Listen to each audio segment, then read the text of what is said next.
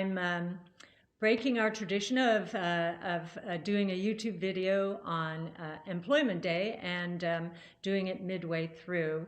We want to be there for our clients, and we want to share our point of view. We do have a point of view on what's going on, both economically and market-wise. So as usual, we'll go through monetary policy, fiscal policy, some economic indicators, market indicators, and then we'll go into a lot of worries that the market's having right now. The impact of rising rates, the impact of Treasury Secretary's point of view on the crypto markets, Bitcoin in particular. We'll go into the liquidity of the market, especially ETFs. We'll talk about inflation versus deflation. And finally, a word about the financial system generally, and comments from Thomas Peterfy, who is the chairman of Interactive Brokers. Some of his thoughts, we talked to him recently as well, and wanted to share them with you. And then we'll have a final word on innovation, although it will be shorter today because there's so much going on that we want to address. So on monetary policy, pretty easy. Still with Fed Chairman Powell's testimony this week in front of Congress, we see that the Fed is nothing but supportive. And we see M2 growth still up in the mid-20s, very rapid rate of growth. So very supportive monetary policy, and the chairman emphasized once again that they're focused on two things: full employment, and we are far away from that, and then inflation above 2% and consistently above 2% on a year-over-year basis. We are not there yet. We're in the 1.5% to 2% range. So nothing right now suggests that the Fed is going to tighten, except for maybe the markets themselves. And we see other indicators perhaps calling for some changes at the Fed in terms of tightening up monetary policy. We see commodity prices really moving up very rapidly, especially copper, and especially copper relative to gold.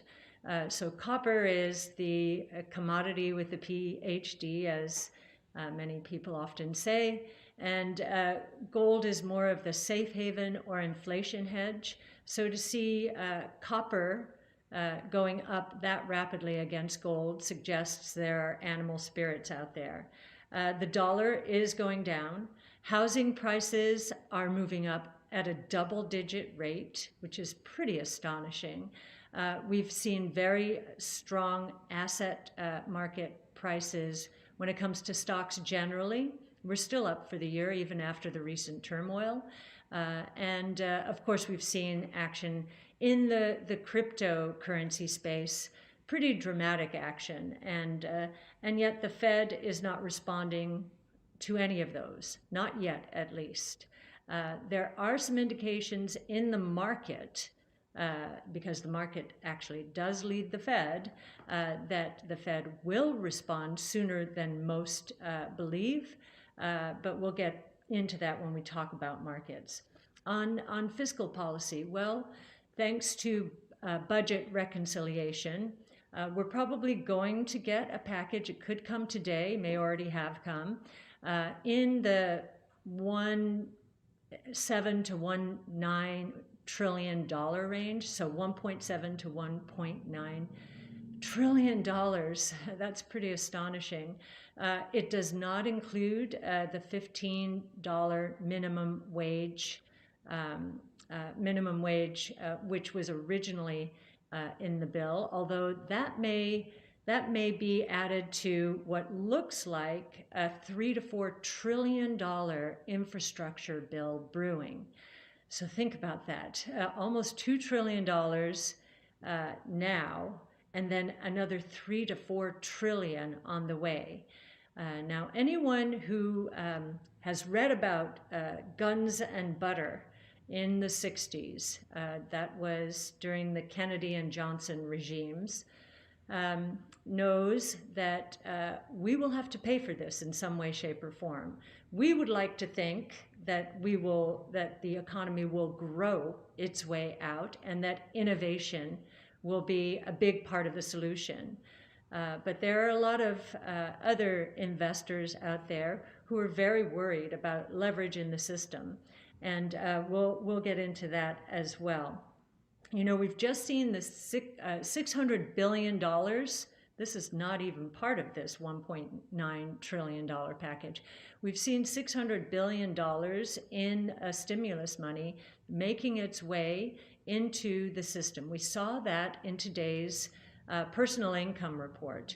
So disposable personal income was up 11.5% month to month.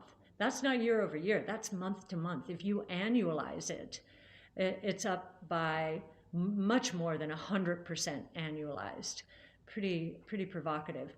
Spending was up 2.4% month to month again. Again, that's not annualized. So times 12, you know, almost 30%. And we're seeing the saving rate, because the income growth was so much stronger than the consumption growth, the saving rate went back to 20.5%. At the peak in the crisis, it was up at about 35%, but it had been coming down month by month. And we thought it was going to slip into the single digits. It did not. It has gone back to 20%. So again, the consumer has a lot of firepower here. And, you know, I would say the economy is on fire. I know we're not at full employment, and yet all of the leading indicators that we think are so important are on fire. And they have very high multipliers associated with them.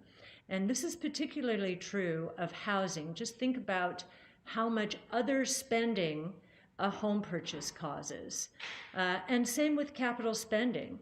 Capital spending is really strong right now. It has been forced into action by the coronavirus, this move towards the digital everything, which has accelerated innovation beyond the rate at which we or most observers would have expected.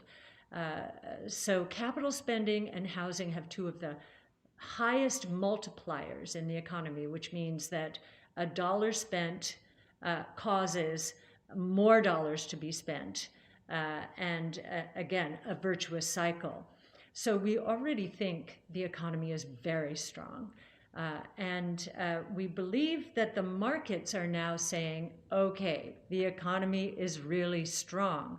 And what happened this week, and I think what shocked the equity markets to some extent, certainly the higher valuation part of the equity markets, was it looks like interest rates continue, long rates continue to go up. We got to 1.6% yesterday, I think, on the 10-year Treasury bond yield.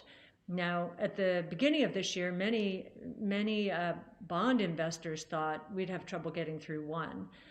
Now it looks like we could go to 2 pretty easily.